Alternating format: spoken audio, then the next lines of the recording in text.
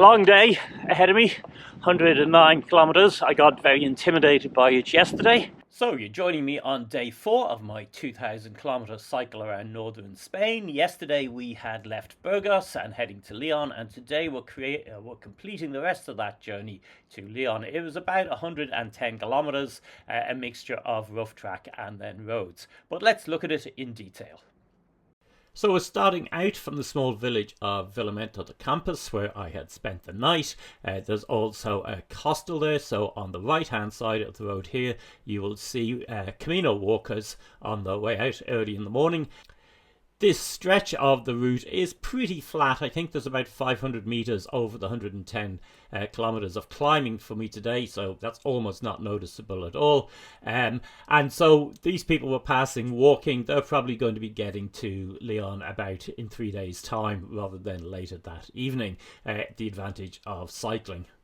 There's a town 10 kilometers up the road at Carrion de los Condes. Carrion is the river that's being crossed. This is quite substantial for the towns on the route between Burgos and Leon. I think there's a couple of quite big hostels in it, and I presume there must be places to eat as well. But certainly once we come out of this town and we're back on the Camino route proper, you'll see there's a lot of walkers.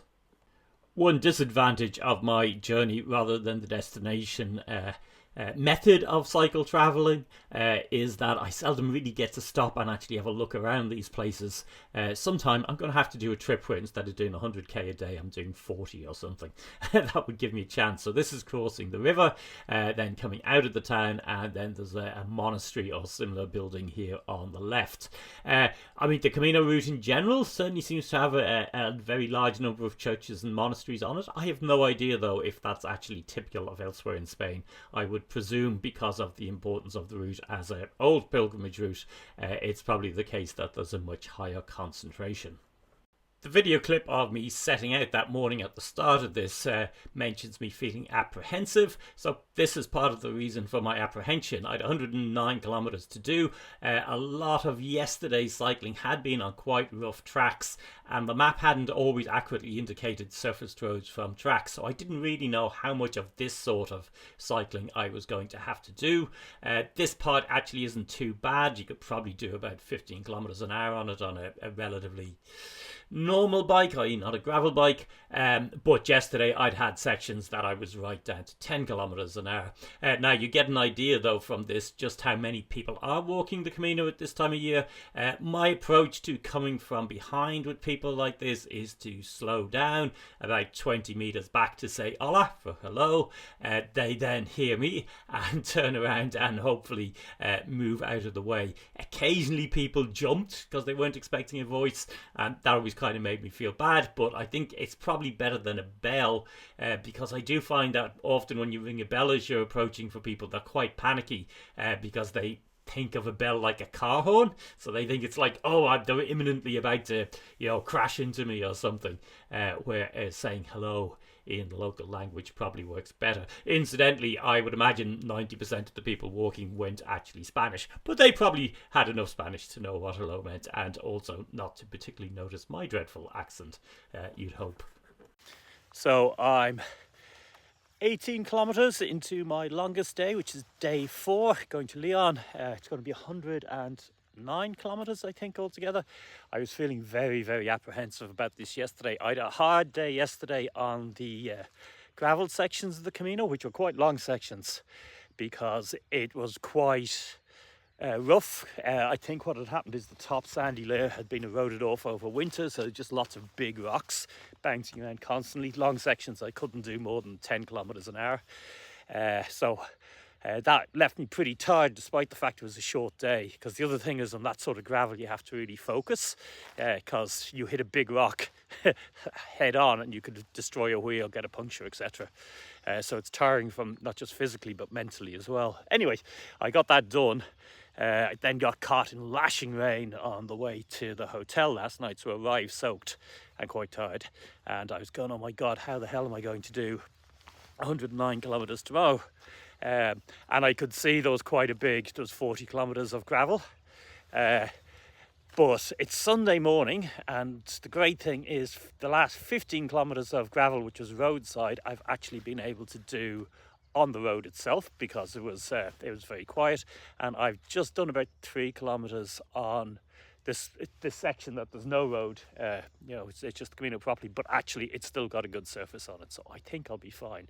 The other funny thing is I've been intending to shoot this video for the last 5 kilometers, but there's dozens and dozens of people walking the Camino, so this is the first time I found a long enough gap that I thought I could manage to get the video done before the next person arrived, and I can see them coming now. So that's the update.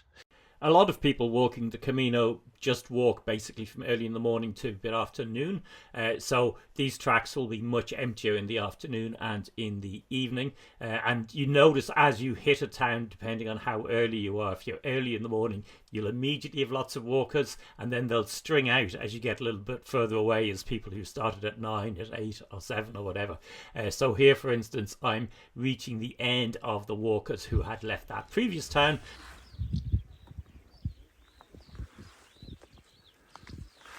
But then in arriving at a new town, there's going to be a new hostel there, new cafes, and so new walkers heading out of the town. So there's a comment worth coming up on the route here. Initially, I stuck to the Camino trail. It was very rough, so I went back onto the main road. This is the N120, I think, because there's very little traffic on it, or at least at the time I was traveling. Now, this is a Sunday morning. I don't know how typical this would be at other times of year, but certainly it is an option.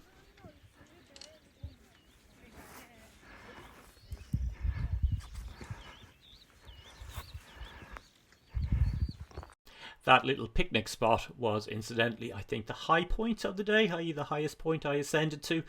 Came down from that again, and there were some other ups and downs. But as you can see, there's really nothing very severe in terms of hill climbs on this particular day, at least. Don't worry, there's some really, really, really fearsome ones coming up.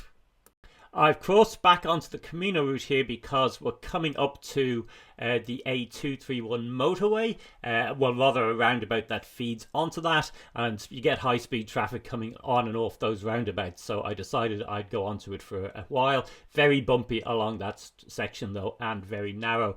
So this is the N20 again we're on. Now part of the reason there's so little traffic on the N20 is the A231 is just over there to the right, so any long distance traffic is obviously using that, and all we're seeing on the N120 is local traffic, I would presume. I found this in quite a few places. Your national roads you expect to be very busy, but actually they're not, because there's a motorway nearby that's taken the traffic off them. Same story here, by the way. I'm back on the Camino path because, again, there's a roundabout going onto the motorway and I'm trying to dodge the traffic on that. This part of the Camino path also swings in a loop in a little bit, and that's quite a nice, pretty little bit, so you might want to do that even if you're otherwise sticking to the road. It's at about 35 kilometers from the start.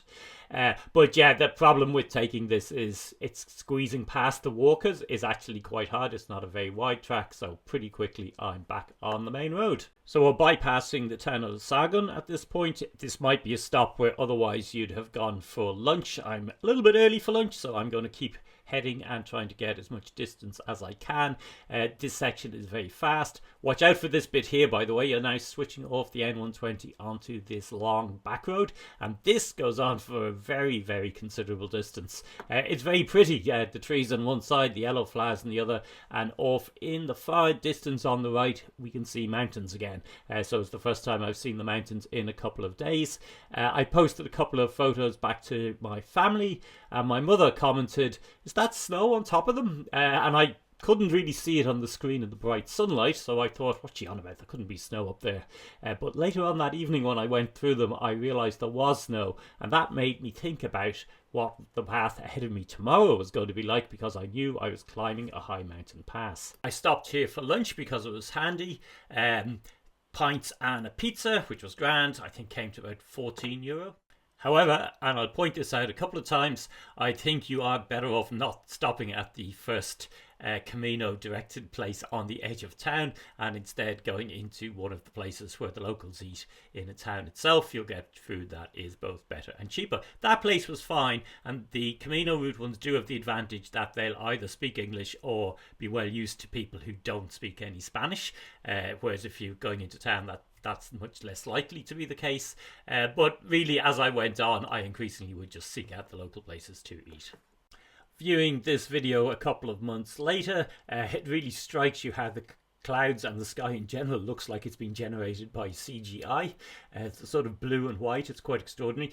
And it's very, very flat here, so you're kind of seeing a vast distance in every direction. There's not really any hedgerows, as you can see on the fields. So although there's not much footage I'm showing to either side here, in reality you can see a very long distance. As you'll have noticed, despite my fears in the morning, it has mostly been tarmac roads with good surfaces that I've been cycling for most of the day. Just that sort of 20-kilometre stretch near the start with a rough surface. So in fact I was making good time. It had got quite hot, and I was aware of that. I presume because it was a Sunday, even though I was now starting to get quite close to Lyon, the traffic was still very light. I decided I would just push on and get to the city itself and not bother with any more substantial breaks. This back route into Lyon is actually quite pleasant and quiet. If you look at a map though, you'll see that there's motorways pretty much on every side of the road and behind it. So there's not that many other entrances to the city, but certainly this wooded approach along some quiet roads and then into some outer suburbs was quite pleasant. You will see now as we get a little bit closer, the suburbs start to get bigger, the traffic does start to pick up, and it's still though pretty quiet. Again, Sunday afternoon, I do wonder what this might be like at 5 o'clock on a Tuesday afternoon, for instance. So here we're now on the final approach to Lyon through the last suburbs. You can see that threatening rain that's on the horizon, and I thought I was going to have yet another day where I would arrive at my accommodation absolutely soaked, because it looked very much like this was going to catch me. However, as it turned out, it didn't. Some of these stretches have cycle tracks. I have the impression that they're putting in more infrastructure at the moment, so it could be that if you're doing this route, this is done in May 2004. If you're in 2005, 2006, it could well be further improved. But yeah, as I said, Sunday afternoon didn't really feel threatened by this level of traffic at all. And then the final approach into Lyon underneath the motorway and into a back road where the traffic did start to pick up, particularly once you get towards the old centre over the bridge. If I'm feeling nervous about traffic, I often push the bike. I was staying close to the centre of Lyon. I locked my bike up on the street initially, but it turned out my accommodation did have a room that bikes can be locked in. 38.25, so certainly very good value. Got myself a very substantial evening steak. So that was day 4. Do give it a thumbs up if you found the video useful. There are plenty more to come, so give the channel a follow and check out my Instagram, also eBike Touring Life for photos from the road. Finally, the route map is in the description of the video, and if you leave a comment or question, I'll see that and respond.